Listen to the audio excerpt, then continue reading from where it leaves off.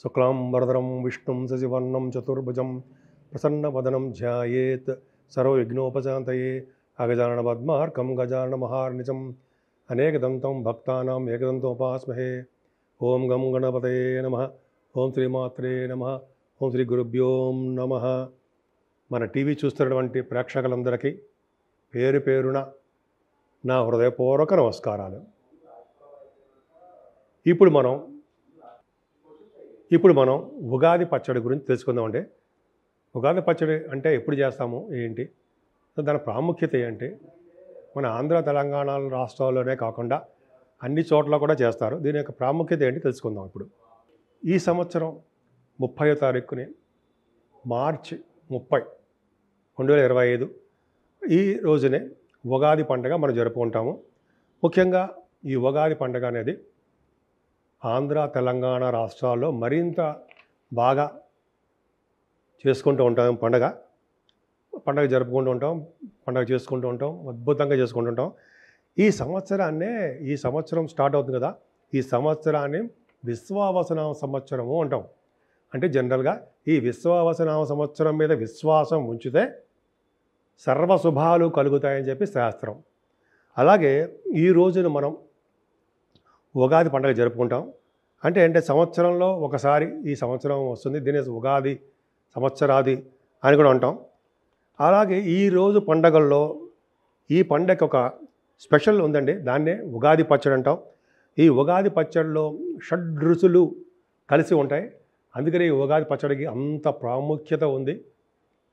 ముఖ్యంగా షడ్రుచులు. ఈ ఉగాది పచ్చడి ఎలా తయారు చేస్తాం అంటే జనరల్గా చింతపండు పులుపు, బెల్లం తీపి, పచ్చి మామిడికాయ పులుపు, వేప పువ్వు కూడా కలుపుతాం, చేదు, అలాగే చెరుకు గడలో చిన్న చిన్న ముక్కలుగా చేసి ఈ పచ్చడిలో కలుపుతాం అనమాట. తీపి, ఉప్పు కలుపుతాం అనమాట. షడ్రుచులతోటి ఈ ఉగాది పచ్చడిని తయారు చేస్తాం. ఎంత అద్భుతంగా ఉంటుందంటే ఈ పచ్చడి తింటుంటే అద్భుతమైన రుచులుగా ఉంటాయండి. అందుకనే షడ్రుచులు అంటే ఏంటి?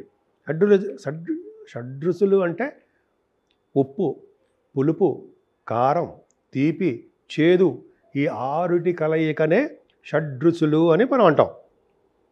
జనరల్గా చాలామంది మన అన్ని తెలుగు రాష్ట్రాల్లో కూడా ఈ రోజుని ఉగాది పండుగ రోజుని తెల్లవారుజామునే లేచి తలంట స్నానము చేసి కొత్త బట్టలు కట్టుకొని మనం దేవుడి దగ్గర దీపారాధన చేయడము, దేవుడికి పూజ చేయడము, అంతేకాకుండా స్వామివారి దగ్గర అంటే రాముల వారి దగ్గర కానీ మనకు ఇష్టమైన దేవతలు ఉంటారు కదా, ఆ స్వామివారి దగ్గర మనం ఆ రోజు చేసుకున్నటువంటి పిండి పదార్థాలు, అలాగే దానికంటే ముందర స్వామివారికి మన దేవతలకి ఈ ఉగాది పూట చేసుకున్న పచ్చడిని నైవేద్యంగా పెట్టి మనం తింటామండి. మన ఇంటికి వచ్చిన వాళ్ళు కూడా మనం ఇది పెడతాము, అందరూ స్వీకరిస్తారు. ఇలా తినడం వలన ఏమవుతుంది? ఇలా పచ్చడి తింటూ స్టార్ట్ చేయడం వలన ఈ సంవత్సరం అంతా కూడా ఆనందమయంగా ఉంటుంది అని శాస్త్రం. సో అంతేకాకుండా కొత్త బట్టలు ఈ సంవత్సరం కూడా అంటే ఈ పండగ రోజుని కొత్త బట్టలు కూడా వేసుకుంటాం. సాయంత్రం పూట, పొద్దున పూట ఇలా కొత్త బట్టలు వేసుకోవడం వల్ల ఈ సంవత్సరం మొత్తం కూడా కొత్త బట్టలు కుట్టించుకుంటామని, కొత్త ఆభరణాలు కుట్టించుకుంటామని మన శాస్త్రం. అంటే చక్కగా బాగుంటుంది సంవత్సరం మొత్తం కూడా అలా చేస్తాము. అలాగే మన యొక్క పుస్తకాలు కూడా దేవుడి దగ్గర పెట్టడము, చదువుకోవడము, తర్వాత ఇలా చేయడం వల్ల కూడా సంవత్సరం మొత్తం కూడా చదువుకుంటూ ఉంటామని, తల్లిదండ్రుల యొక్క ఆశీస్సులు ఈరోజు తప్పకుండా తీసుకోవాలి.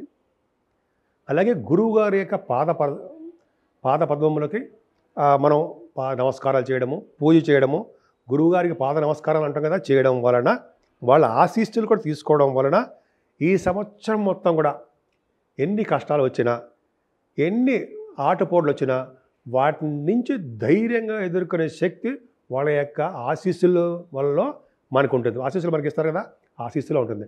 ఆ ధైర్యాన్ని మనకి ప్రసాదిస్తారు.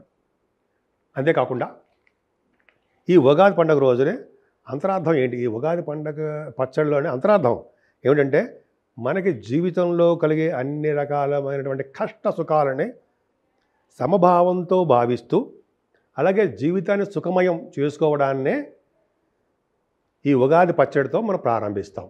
అవునా? సో ఈ ఉగాది పచ్చడికి అంత ప్రాముఖ్యత ఉందండి. అంతేకాకుండా ఈ ఆంధ్ర తెలంగాణలోనూ అన్ని రాష్ట్రాల్లోనూ ఆల్మోస్ట్ విదేశాల్లో కూడా ఈ పండుగను ఎంతో వైభవంగా జరుపుకుంటారు. ఈ పండుగని చైత్ర శుద్ధ పాడ్యం రోజు జరుపుకుంటాడు మనం. ఎంతో విశేషమైనది, అద్భుతం. సో ఈ రోజు చేసుకోవడం వలన అనేక రకాలుగా చాలామంది అంటే వ్యాపారస్తులు తమ పుస్తకాలని, తమ దస్త్రము అంటారు అన్నమాట, పుస్తకాలని దేవుడి దగ్గర పెట్టడం, అలాగే పూజా మందిరంలో పెట్టుకోవడం, అలాగే కొత్త కొత్త వ్యాపారాలు స్టార్ట్ చేయడము, ఇవన్నీ కూడా ఈ ఉగాది పండుగ నుంచే స్టార్ట్ చేస్తారు. చాలా అద్భుతమైన రోజు అండి ఇది. ఈరోజు చాలామంది అన్ని రాష్ట్రాల్లో కూడా మనం చేసుకుంటాము. ఈ ఉగాది పండుగతోనే మనం స్టార్ట్ చేస్తాము. మరీ ముఖ్యంగా చెప్పాలంటే పల్లెల్లోనూ, ఈస్ట్ గోదావరి జిల్లాలోనూ అక్కడంతా కూడా చాలా విపరీతంగా చాలా బాగా చేస్తారు వాళ్ళు. అంటే కొత్త మామిడికాయ, అప్పుడే వచ్చిన మామిడికాయలు, చెరుకు గడలతోటి వేప పచ్చడి చేస్తుంటే అమ్మో అద్భుతంగా ఉంటుంది. ఆ తీపి, పులుపు, వగరు, చేదు కలయిక ఆహా ఎంత అద్భుతంగా ఉంటుందో కదా తింటుంటే.